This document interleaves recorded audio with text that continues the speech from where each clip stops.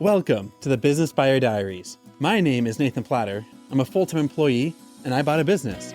I did everything right, from finding the deal, handling all the due diligence on 63 opportunities, and ultimately bought a profitable gym. And boy, was I in for a big surprise as a new owner. I chronicled everything in real time, including the biggest wins to the stressful nights at 2 a.m. I'm sharing my journey without sugarcoating anything, so you don't make the same mistakes that I did. Here's today's episode. All right, business update. Here's how we're doing. So tomorrow we find out the profit and loss from November. I'm pretty optimistic, been a good month, but you never really know until you hear from the accountant. Today we had the monthly franchisee call, so most people were there, maybe half of everyone. But we ranked 5th out of the system, so really stoked about that. Solid month. We definitely had a lot of success with the paid in full memberships. Our monthly recurring are down, unfortunately, so that's a trade-off that I'm making. And we still need to have about a $10,000 gap between our monthly recurring revenues and the monthly expenses.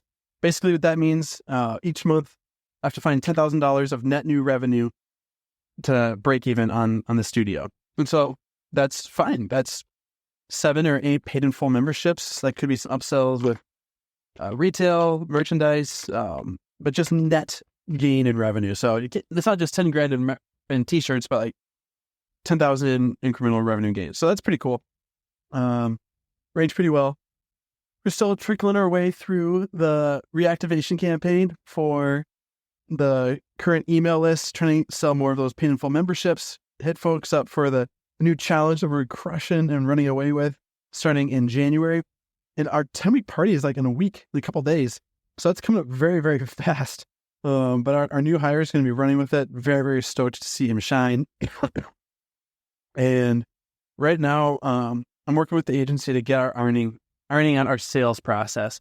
Right now, it's pretty, what's the way to put it? It's a little bit rocky. So we're getting the ads out. We're getting the leads. Our sales team is still figuring out like how to work with the CRM. It's like someone said, hey, can I reschedule for next week? Sales rep texts back, sure. Yeah, totally. What day works for you? And forgets to switch the sales up to the reschedule page. And so they get the auto text like, hey, we'll see you in 6 hours. And then they're like, wait, what's going on? I told you I'm going to reschedule. And so getting our folks to update the CRM is the next tall order. A big win on the personal side. I had a chance to really crush it with the day job. And so I feel a lot less stressed about that, a lot more relaxed.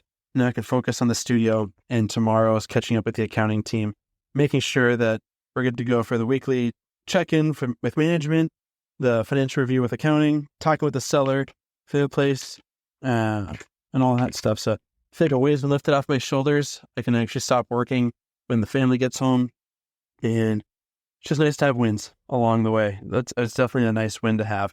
So now all we're doing is we're going to keep plugging away. We're going to make sure our marketing campaign is rocked down, airtight, solid, so that our ad budget is up 3x today over what it was yesterday. So we're spending $120 a day. We're going to get up to about $500 to $700 a day in ad spend so that we can have as many of these leads coming in and we can show them how to start the year the way that they want to start their new year. That's the goal. We're here to serve. We're here to make an impact. And we need to increase our ad budget quite substantially. So we've got fantastic systems.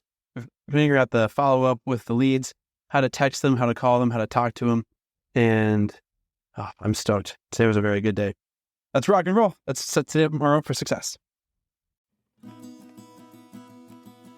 This has been another episode of the Business Buyer Diaries. Subscribe so you don't miss the next episode. I hope you're realizing that business ownership is no cakewalk. Check the podcast notes for a link to the DIY Due Diligence program, the complete list of show sponsors, and for media inquiries. Music written and composed by Wes Schrock. I'm your host, Nathan Platter. Join me again on the next one.